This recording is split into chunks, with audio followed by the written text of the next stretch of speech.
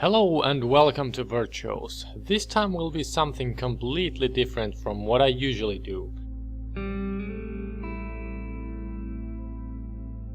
I'm not saying that this figure I'm about to make wouldn't work on the tabletop gaming, but the techniques here are basic enough to be applied to other stuff also. Now that Christmas is closing in and most of you like to craft, maybe craft a few of these and throw them in whatever Christmas basket you're giving to your relatives. And maybe even a younger sibling might like to play with something like this, and in the worst case scenario this can always be used as a decoration or a paperweight. So enough talk and let's get started right away. All you need for this is a small amount of clay. Air drying clay will work also, but I like to craft with polymer clay. This clay has to be baked in the oven and it is a bit easier to sculpt than the other air drying ones. First I started creating the body for the cat. I molded kind of a cylindrical and pyramid-like shape to keep things cartoonish. If you want to mold a realistic looking cat, it would take more than just the 30-minute craft we're doing here. So this chibi/cartoon version will look funny and cute enough. After the body was ready, I started to work on the head. I made an elliptical shape about the same size as the body. I wouldn't want the cat to have too realistic proportions in this, so the head will be larger than the body, usually.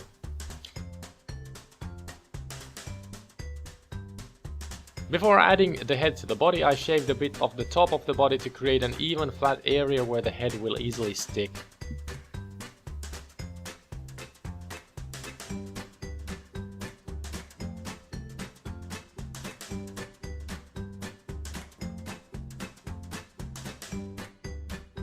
For the ears, I first molded the shape of the ear and only after that I cut it off. This way I have more control over what I'm doing instead of just molding these small pieces of clay. For the details I just press the knife or tool to create the inside area of the ear.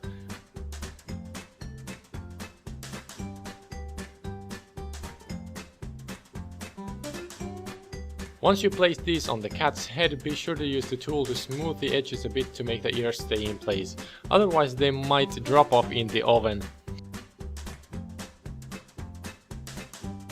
For the eyes you could just paint them on, but these bulgy, cartoony eyes are funny enough and easy to make. Just roll a ball of clay and press it into a circle shape and stick it on the face.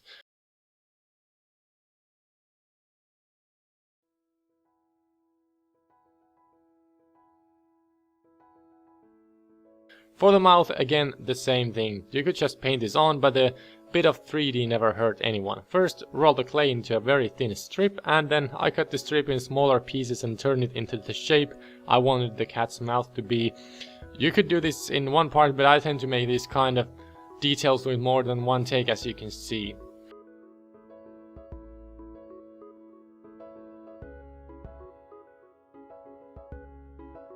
For the tail, the step is just the same as with the ears. Just play around with what you want to achieve.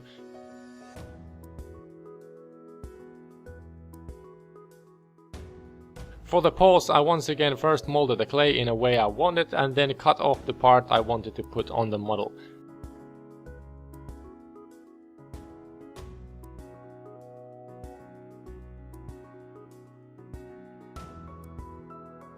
Then I used the knife to make a bit of detail for the fingers, or what do you call them?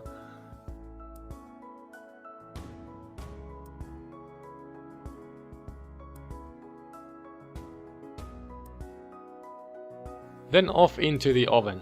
I baked this for about 30 minutes in 110 degrees Celsius or 230 degrees Fahrenheit.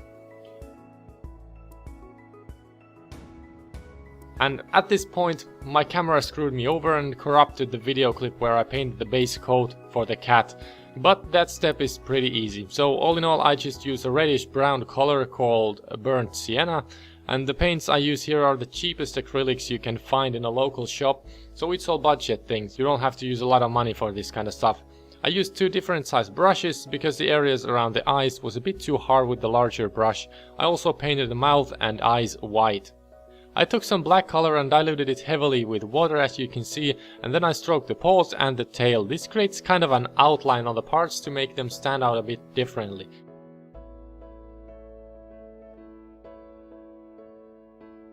Then for the eyes. Be careful not to go googly-eyed in this step, unless of course that is what you want.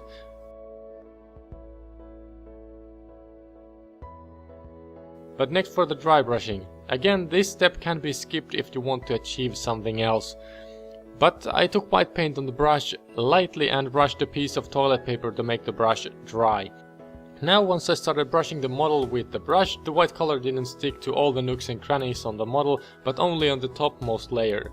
Now because of my fingerprints in the molding phase, the cat's body wasn't textured as an even flat surface. It had these small bumps because of my fingerprints. So this created kind of a rough fur effect for it. Next I added more black to the eyes, since this cat looked like he has seen the World War II in person. Then I used white to outline some parts of the cat more, like the ears, paws and tail.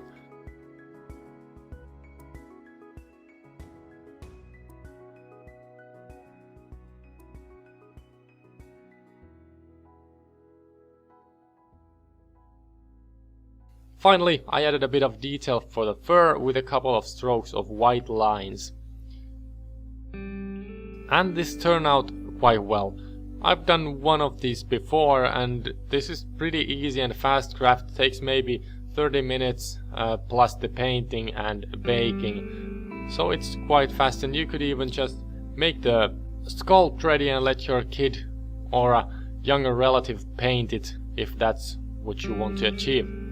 But hope you liked this video, even though it was a bit different than usually. The next few videos will be once again for games like Dungeons and Dragons and Frostgrave. For example, next up is a cart for D&D, and I'll also be building a slimy, muddy ground area without resin in the next few weeks. So be sure to subscribe if you yet haven't done that. Thank you for watching, and I hopefully see you next time.